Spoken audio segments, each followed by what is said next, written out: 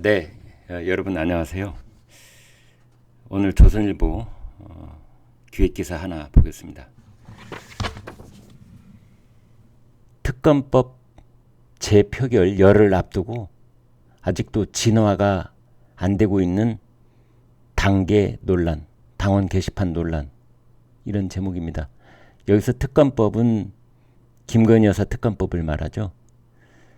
재표결이 12월 10일 날 있습니다. 오늘이 11월 말이니까 딱 열흘 남았죠.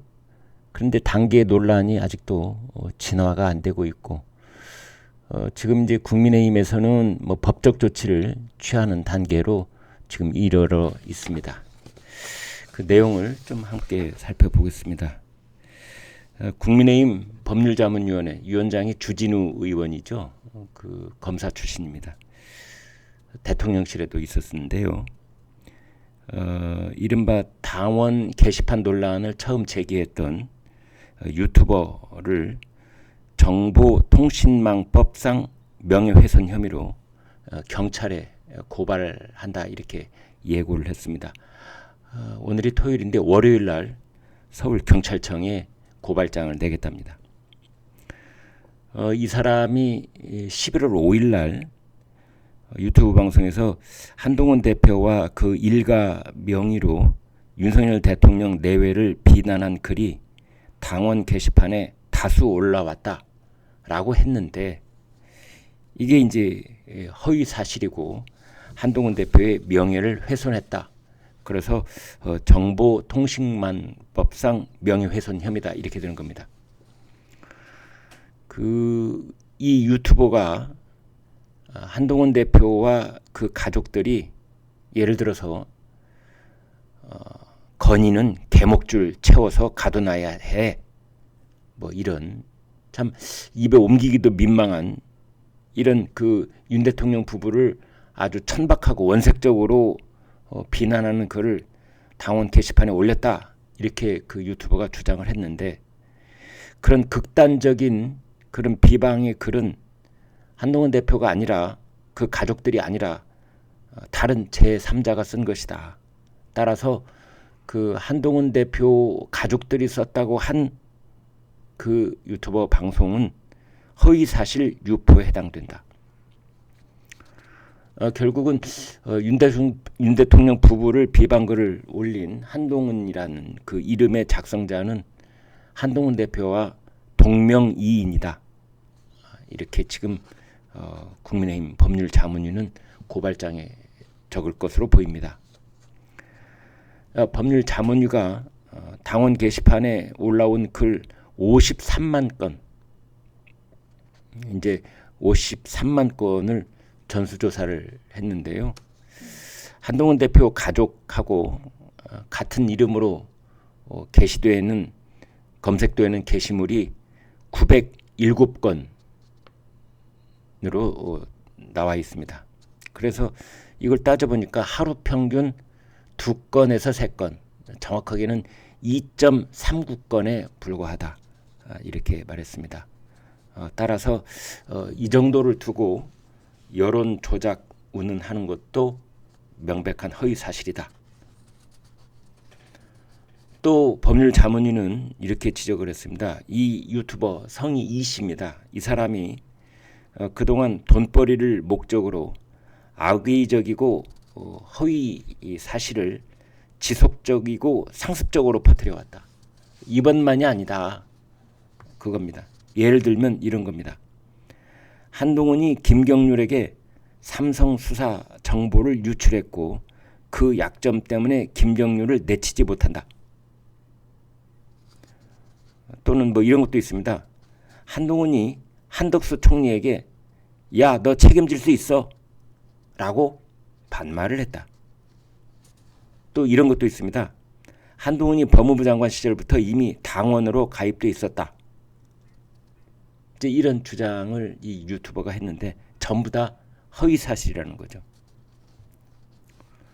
법률자문위는 이 유튜버 이 씨와 같은 유형의 허위사실을 유포한 유튜버들이 여럿 있으나 모두 고발할 경우에 신속한 수사가 어려워지는 점을 감안해서 최초 유포자인 이 이모 씨를 우선 고발한다 이렇게 밝혔습니다. 그런데 수사기관의 판단이 나오면 다른 사람들도 추가로 고발할 거라고 합니다. 아무튼 이제 법률자문위원회가 이 당원 게시판 이른바 당계 논란이 불거진 지 3주 만에 3주 됐습니다. 11월 5일 날 최초로 이 일이 불거졌으니까 3주가 됐는데 최초 유포자에게 고발 조치를 한다고는 하지만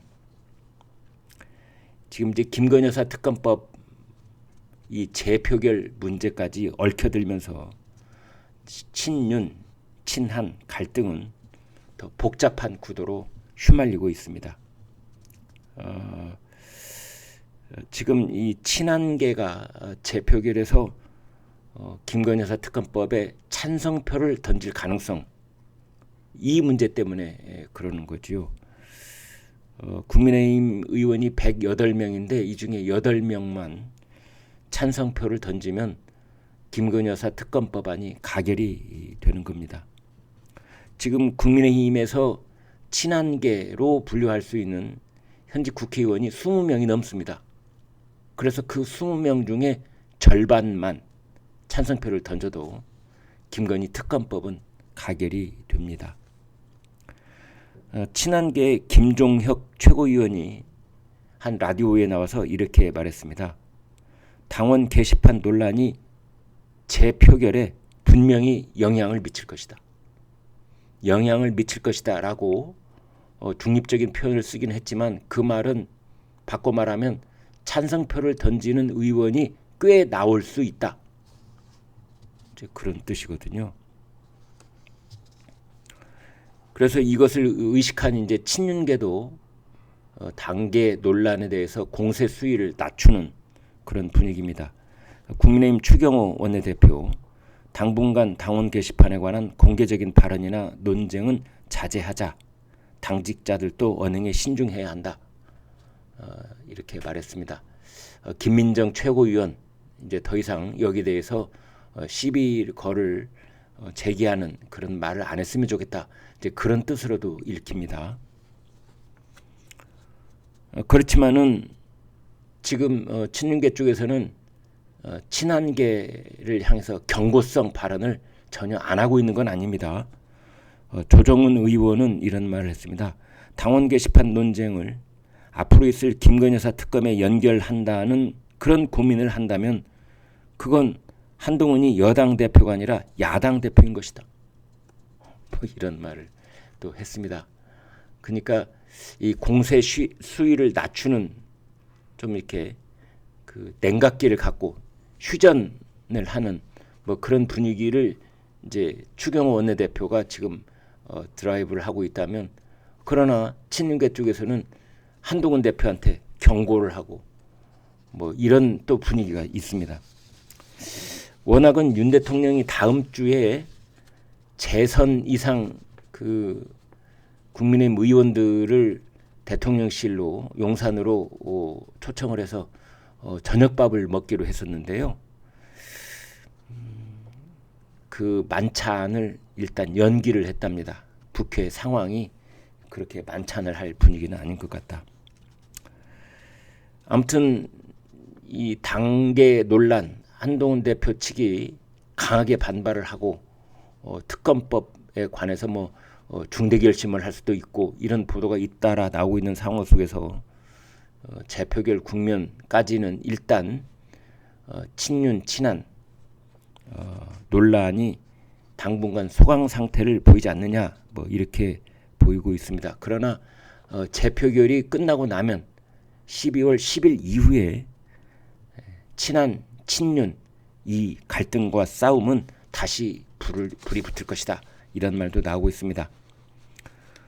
친윤계 쪽에서는 아직도 한동훈 대표 가족 이름으로 작성된 글을 누가 썼는지에 대해서 여전히 침묵하고 있지 않느냐, 이래서는 논란이 가라앉기 힘들다, 그러고 있습니다. 더불어민주당에서는 친한하고 친윤 사이를 이렇게 벌려놓으려고 계속 여러 가지 간접적인, 직접적인 그런 발언들을 하고 있죠. 민주당의 박주민 의원 라디오에서 이렇게 말했습니다. 한동훈 대표와 윤석열 대통령의 면담이 굉장히 이상한 형태로 끝난 뒤에 친한계 의원들이 저한테 와서 김건희 특검법과 관련해서 협상을 좀 걸어오라 라는 얘기들을 했다. 그런 말까지 나오고 있습니다. 여러분 고맙습니다.